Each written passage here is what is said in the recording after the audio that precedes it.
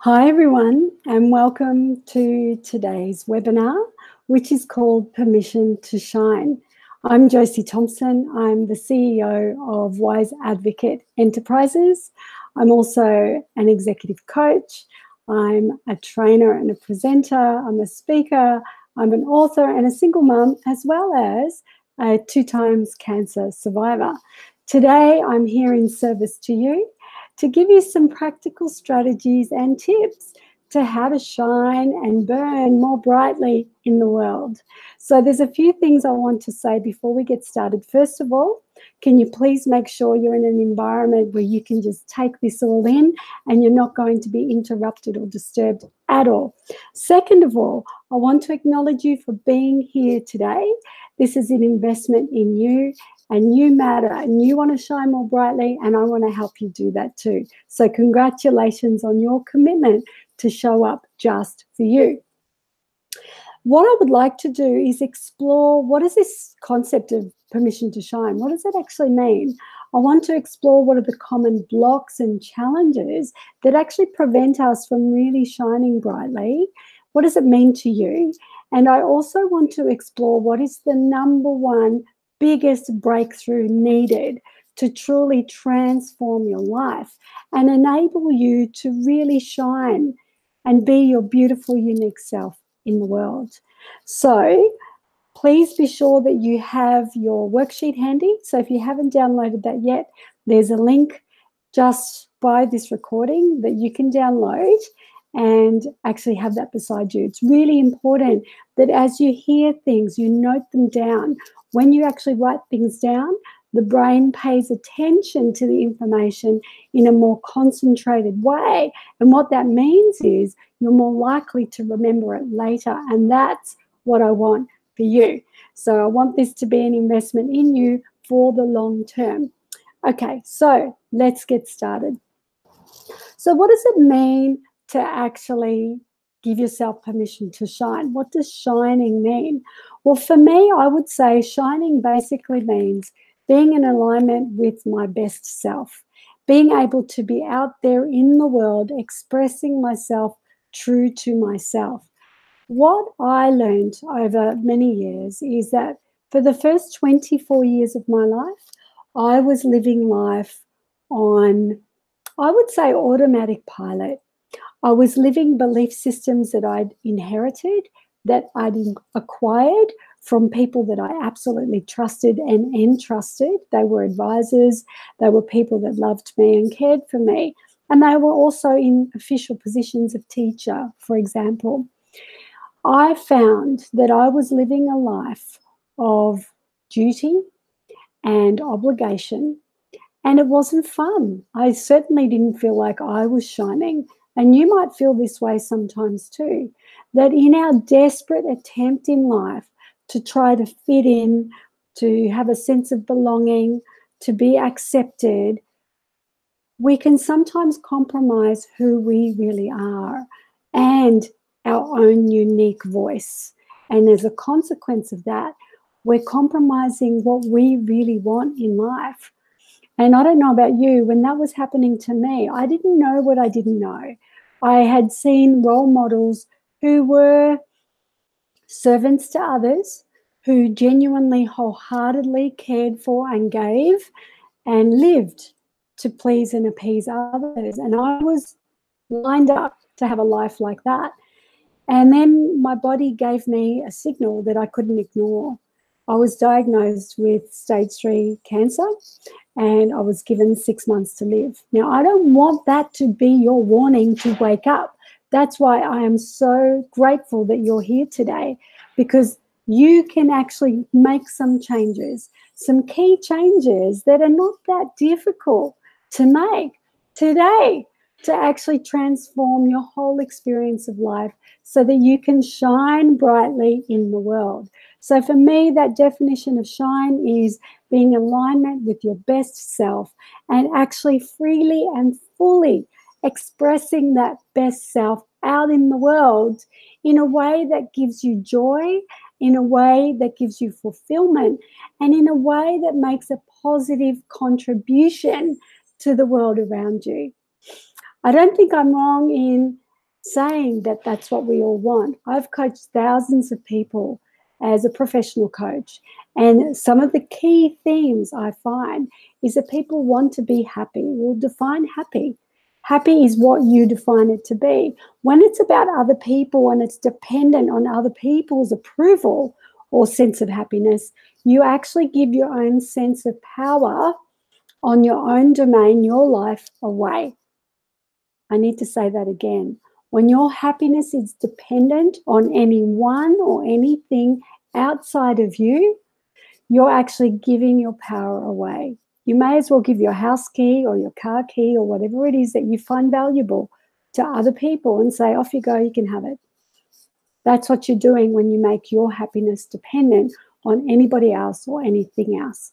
It needs to come from within, and you've got to own it. You've got to claim it. You've got to want it. You've got to decide that not only do you want it, you're open to it, you're ready for it. And that's what this webinar is about today. I want to help you be open and ready to make those changes, to claim the life that's waiting for you so that you can shine brightly in the world. So when we say permission to shine, what does that actually mean? Whose permission do we need anyway? So for me at 24, I thought I needed permission by my parents, who I sought their approval of and acceptance of, to live the life I wanted to live. But I was granted permission provided I was doing what they approved of. And that quickly became a recipe for dis-ease for me and my body. So my body went, wake up. This isn't making you happy. This isn't really what you want. Yes, you want their approval. Yes, you want a sense of belonging. But yes, you want a sense of life and your own expression in the world as well. So the only permission that you and I need to shine, to express ourselves freely and fully, is our own. The only permission you need is your own. There'll be lots of voices in your mind right now saying, yes, but, yes, but, yes, but. And we're going to handle those buts right now. And I want to share with you some of the common blocks that people have to embracing this capacity for having permission to shine. So what I've done is I've actually prepared a few notes so that I give you as comprehensive an experience of this as I can, because I want this to be as valuable for you as possible. So what I found, reflecting on the last 19 years of doing coaching with thousands of people, the common blocks that people generally have to giving themselves permission to own their lives and express themselves freely and fully are these 5. The top one I wrote down was people pleasing. So when we have a program that says, I must please these people must be happy in order for me to be happy. If your happiness is dependent on pleasing everyone else, you're sure as hell not going to be very happy for very long. You might please them for a short time, but at the end of the day, they're responsible for their own happiness. You are responsible for your own happiness and unhappiness. So if you're not feeling a sense of joy, if life isn't floating your boat, if you're feeling unhappy right now, one of the things that you can do as part of reflective practice is ask yourself, how am I contributing to this? How am I getting in my own way of expressing myself in the world, of owning my own truth, of owning my own voice? So the first thing we have to stop is this disease to please. Healthcare starts with self-care.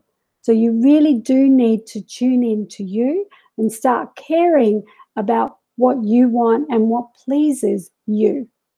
The second thing that I wrote down as a common block is feeling like or thinking that you don't have permission to shine.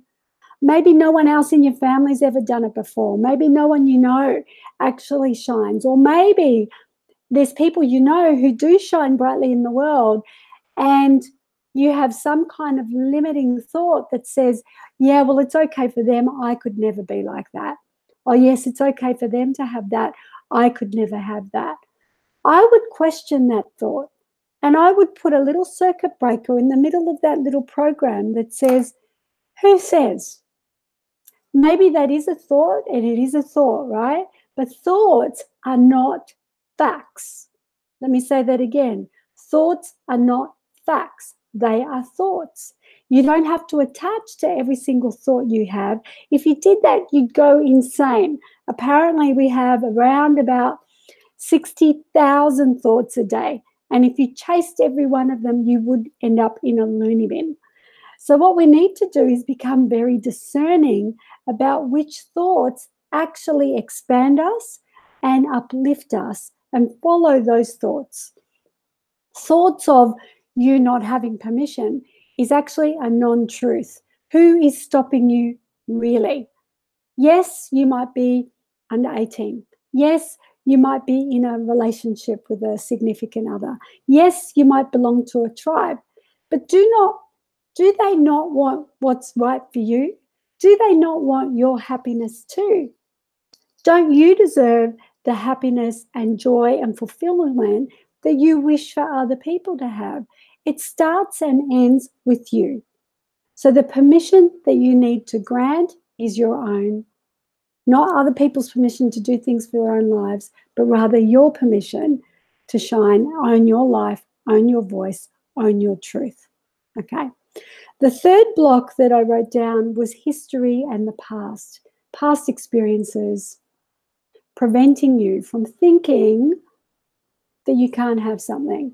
So this permission to shine for you, you might have experiences in your past that have caused you hurt, resentment, anger, pain, shame, whatever.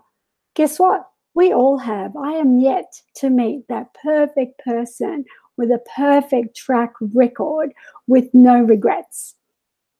Guess what? That's how we learn about life and about ourselves. We will make mistakes, but they are not failures unless we do not learn from them. What we need to do is actually acknowledge those things in our history, take the lesson, and make a conscious decision to not repeat it again. So instead of looking at your history and assuming that that is an accurate prediction of your future, which it's not, by the way, your past is not an accurate predictor of your future unless you're living there. Your future is being scripted right now in this moment. What are you authoring on your page? What are you writing down and thinking and saying and believing and enacting in your life today? Whatever happened in your history happened in your history. That's where it belongs. We can't wipe it away. I wish we could sometimes. What we can do is take the lessons. We can grow stronger and wiser as a consequence of those experiences, so that we can reshape our futures in a more conscious way. It's time to take charge, and it's time to take that pen in your hand and for you to consciously script the future you want. It's within reach when you get out of your own way. Stop telling yourselves these stories that are not accurate and are not true, because you're not that same person that existed when those occurrences happened. You're actually now beyond that space in time, and you know stuff now that you didn't know back then. So time to take those blinkers off, time to own yourself, and time to give yourself a chance. The next block or challenge that I wrote down was excuses and comparisons.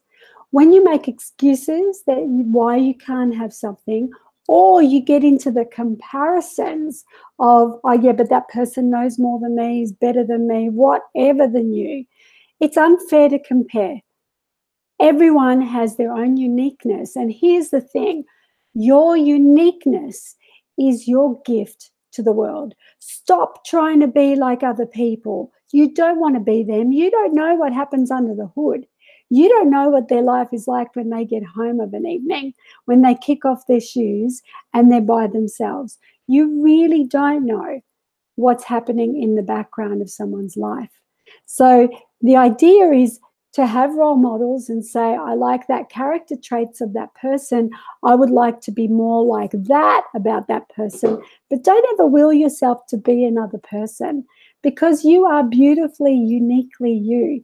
And you were gifted those uniquenesses that make you who you are. Channel them in a way that brings you joy. And I guarantee you, you will be making a positive contribution outside of you. Even if it's just for one person, it's still a positive contribution. Do not discount that. And the final common block that I've noted in coaching that prevents people from really shining and owning and claiming their lives is their inner narrative. That little inner critic that we all have that lives inside our head, that keeps us small, that wants to keep us safe, that doesn't like to take a chance, that doesn't like to take risks. We need to make friends with that little critic. We need to make friends with that little voice, and we need to understand it more carefully.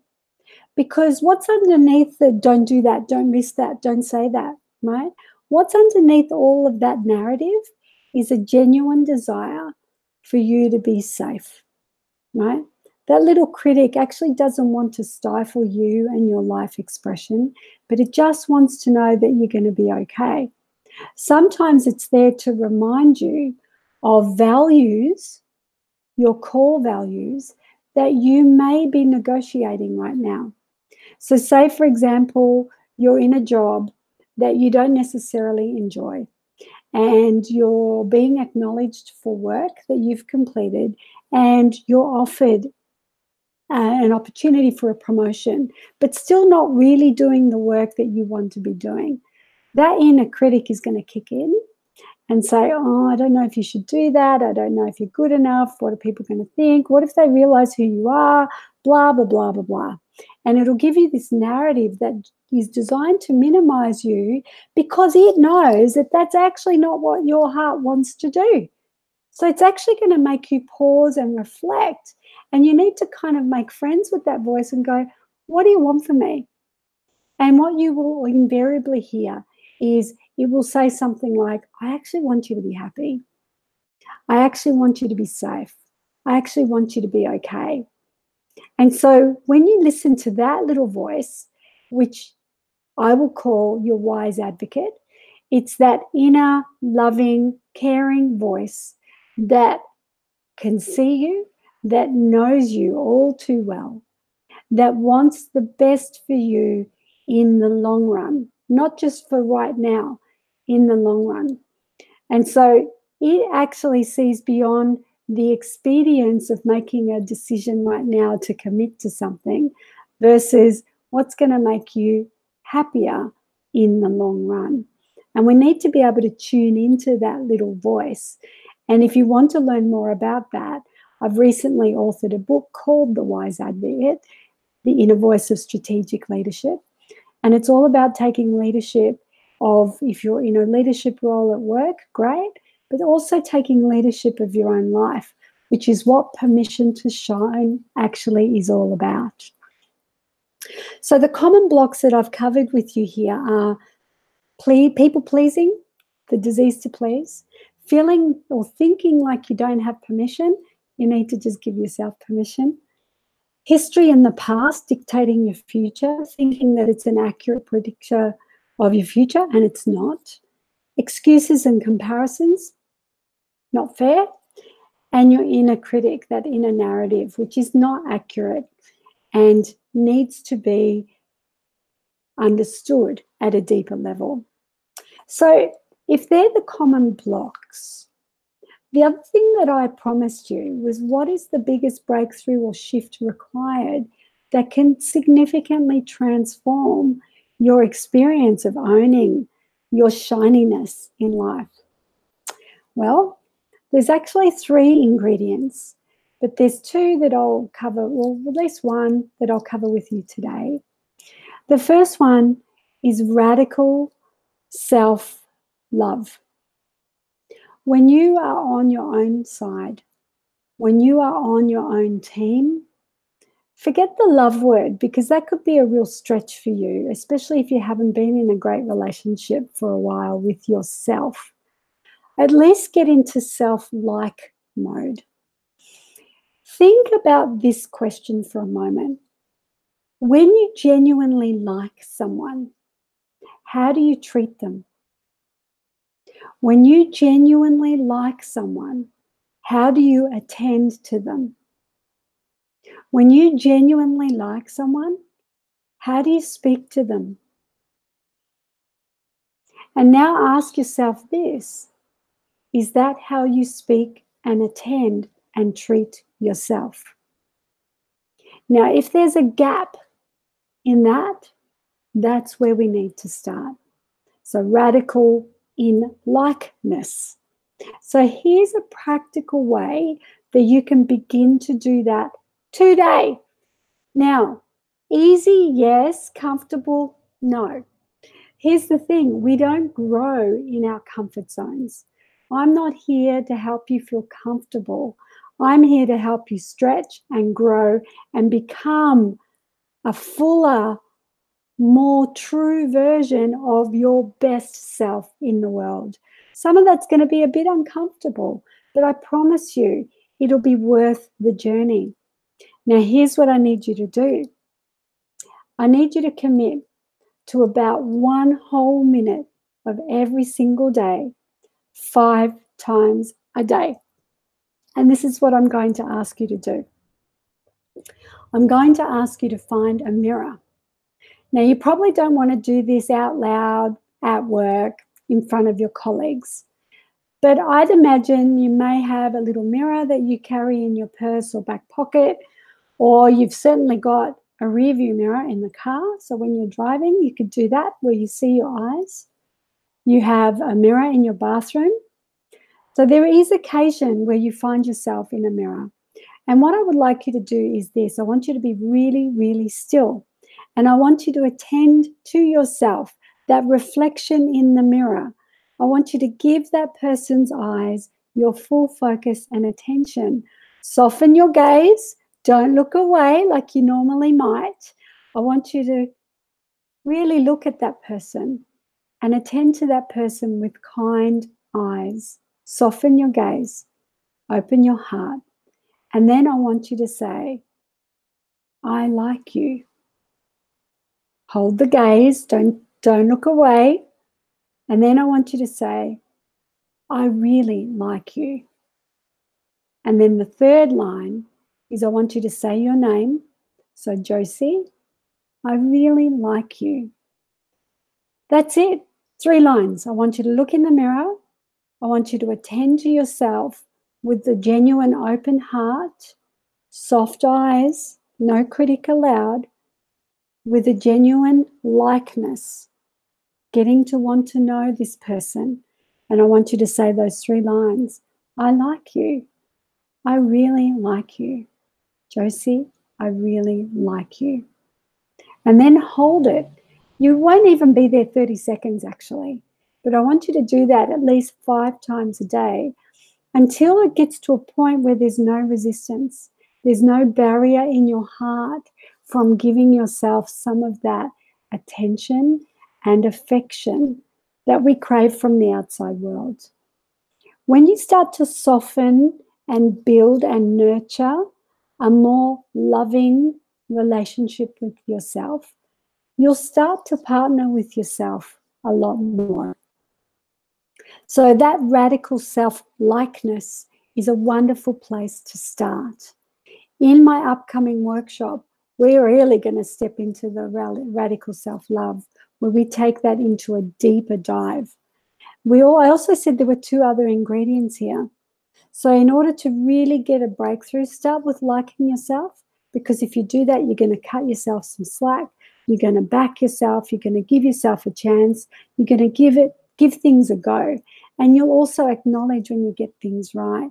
That's what we do when we like people. We notice things that are good and right instead of looking at the person in the mirror and being full of criticism and judgment. There's a world full of that out there. You don't need to be living in it. Drop all of that. If you want permission to shine, give yourself permission to change and to start a new chapter today to shine more brightly in the world. Okay? The second ingredient is radical forgiveness.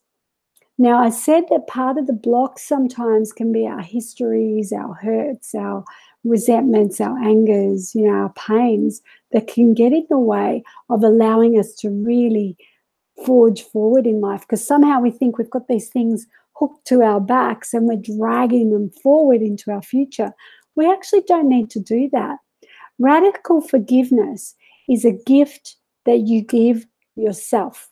It's got nothing to do with those people or circumstances that caused you hurt or harm at all. It's a gift for you. It's not about letting them off the hook. It's about getting you off the hook so that you can own your life moving forward. It's not saying that what they did or said is fine with you. It's just basically saying, you know what, I'm not carrying this load on my shoulders, in my head, in my heart, into my future anymore. You're drawing a line in the sand that says, enough. I am not allowing you to claim any real estate in my head and in my life any longer. That's what radical forgiveness is about. And again, we're going to do a deep dive on that in the workshop coming up. However, I will give you one action that you can do that will give you an inroad towards it. So I want you to think right now about a person that has caused harm or hurt or grievance to you in your history. It could have been yesterday, last week, last year, 10 years ago. So just bring that person to mind. And then on your worksheet, I just want you to write down these words. I need to forgive you because. And I want you to notice the first word of that sentence, I. I need. I need to forgive. I need to forgive you. It's got nothing to do with you. It's all about me and what I need to do for me. So after this webinar is over, I would love you to take some time to actually think about why you need to forgive that person. It's got nothing to do with agreeing with them or letting them off the hook. I want you to tell me why you need to forgive them.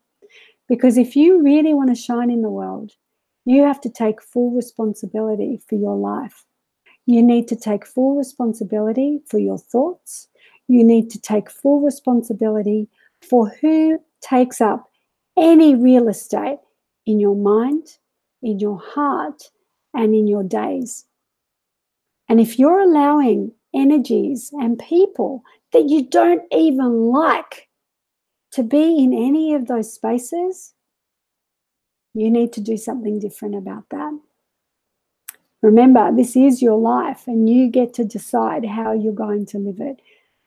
You might have to make some decisions here, and the decision might be to finally put you first and to finally take full responsibility for your own happiness and allow other people to take responsibility for theirs. The third ingredient is something called radical compassion. When I explain to you the mirror work, looking in the mirror and say, hey, I like you, I really like you, that requires us to soften the way we look at that person looking into our eyes in the mirror. It requires us to soften the edges of our hearts as well, and to acknowledge that we're not perfect, to acknowledge that we're not always going to get it right, but also to acknowledge that we are striving to grow, to learn, to improve, and to get better. And so sometimes we will make mistakes. So radical compassion is about saying, you know what? Those people that I've held a grudge towards for all these years, if I apply this law of radical compassion, what it means is I acknowledge that just like me, that person is not perfect. Just like me, that person has known pain. Just like me, that person has said and done things that they weren't totally aware would create hurt for others. Just like me are the key words when we start talking about compassion. And when we start to heal some of these hurts from our history, you find that the space in our heart starts to expand, and our capacity to have more empathy, to have greater understanding and compassion for others, including and especially ourselves, grows. So there you have it. Those 3 breakthrough techniques starts with radical self-love or likeness, radical forgiveness, and radical compassion. So what can you do right now to give yourself permission to shine? The answer is get out of your own way and start getting on your own side. I need to encourage you to take full responsibility for you, your life, your decisions, your thoughts, your actions, and align those thoughts, words, and actions with your best self to live your best life. Now, no one else can make that decision for you. No one else can make the choices that you yourself need to make to create the life you really want. If you want permission to shine, if you ask yourself, what's stopping me, really, you'll find that the biggest block is probably you, and it's probably the way you think, and it's probably stories that you've been telling yourself for a long time. You know what? The fact that you can see that now is awesome. So rather than beat yourself up, it's about going, great, I know that now. I can't be in denial about that now. What am I going to do with that information? What am I going to do with these ideas that Josie's sharing with me today? So my invitation to you is this. Get clear in your own mind, what would permission to shine look like for you? Get a picture of it. Try to describe it as vividly as possible. If you can see it and you can feel it really clearly, you're more likely to be able to attract the circumstances and opportunities that will align with much more conscious choices to manifest those outcomes in your life. I want you to re-script your narrative. So if that negative voice or that little inner critic comes in, I want you to attend to that critic with kindness, attend to that critic with compassion, seek to understand the underlying needs, and embrace a growth mindset that says, how can I grow from this? How can I get better instead of getting bitter? I invite you to remember to like yourself. So do that mirror work every day and let go of those old stories and those old angers and resentments by telling yourself and writing down, I need to forgive you because, like, start to really claim and own your own life. The other thing that you can do is acknowledge the positives. So life isn't crap all the time. There are moments that are actually really, really good. I want you to hold on to the good stuff. I want you to notice the good stuff. I want you to amplify the good stuff. I want you to be on the lookout for what is right with my life right now, what is okay with me right now, and focus more of your attention on the positives. Do not discount those. That's what neuroplasticity is about. Creating new habits in the brain takes 3 steps. 1, attention. So what I'm saying, make new decisions. 2, repetition. Reinforce it by doing it every day. Get a general practice happening. 3, positive reinforcement. Notice when you get things right. notice when you're doing good, and give yourself a pat on the back. That's how we reinforce ourselves. So I'm mindful of the time. If you like this webinar, please say so. I love your feedback. Let me know what you got out of today. How was it helpful? What tip will you go and apply? Let me know how you go. If you want more of this, there's lots of ways that you can get more involved with some of the work. There's more free webinars coming up, so go and check out the website. There's workshops that I do every quarter, so you can get a live dose of me. And there's also an online membership called Coffee, Tea and Josie that you can have contact with me on a daily, weekly, monthly basis and get more of these vitamins into your system to reshape your thoughts, your reality, so you can shine more brightly in the world. So my final words to you is this: it's your time, it's your life, and it's your time to shine. Shine on, my friends.